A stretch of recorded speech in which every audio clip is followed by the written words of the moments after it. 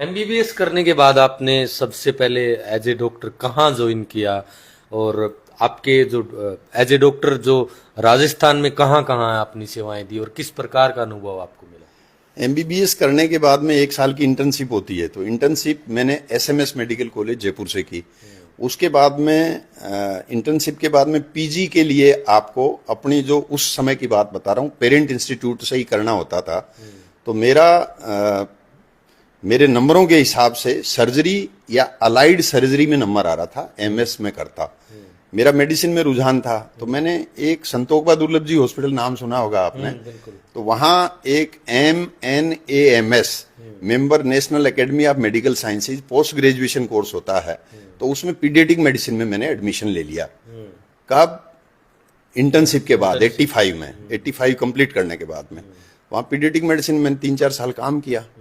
और इस दौरान काम करते करते सरकारी नौकरी निकली। आज तो हर साल सरकारी नौकरी निकलती है मेडिकल में, उस जमाने में 3-4 साल में एक बार निकलती थी।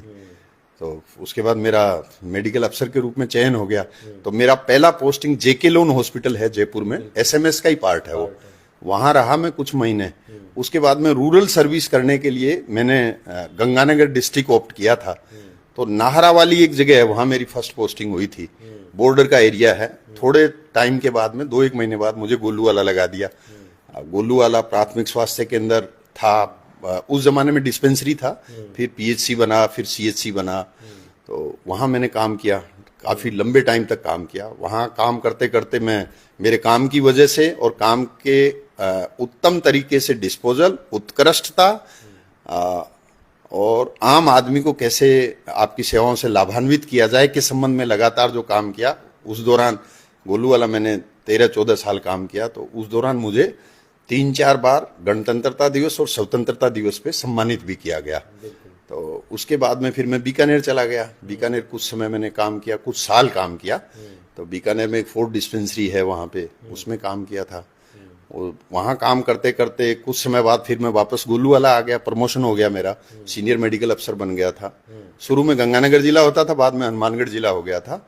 उसके बाद में फिर मैं WHO में चला गया, वर्ल्ड हेल्थ ऑर्गेनाइजेशन के साथ में काम किया। NPSP WHO प्रोजेक्ट है एक WHO का। फिर मैं वापस बीकानेर चला गया। तो बीकानेर मैंने इस तरह से 4-5 साल काम किया उस समय। तो जब मैं NPSP WHO में था तो मैं 5 जिलों में एक यूनिट बनती थी, गंगानगर, हनुमानगढ़, बीकानेर, चूरू, नागौर मिला के।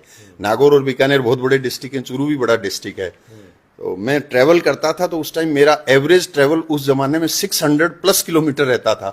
तो जब मैं NPSP WHO में था तो हमारे प्रोजेक्ट मैनेजर थे गैरी हेलेडी। तो गैरी हेलेडी साहब मेरे को कहते थे कि आप इतना ट्रेवल करते हो, आपको तो हेलीकॉप्टर देना होगा, मजाक के तौर पे। तो मैंने कहा साहब नहीं, मैं तो इसी से काम चलाऊंगा। उसके बाद में फिर मुझे CMHO, मुख्य चिकित्सा स्वास्थ्य अधिकारी, हनुमानगढ़ लगा दिया गया।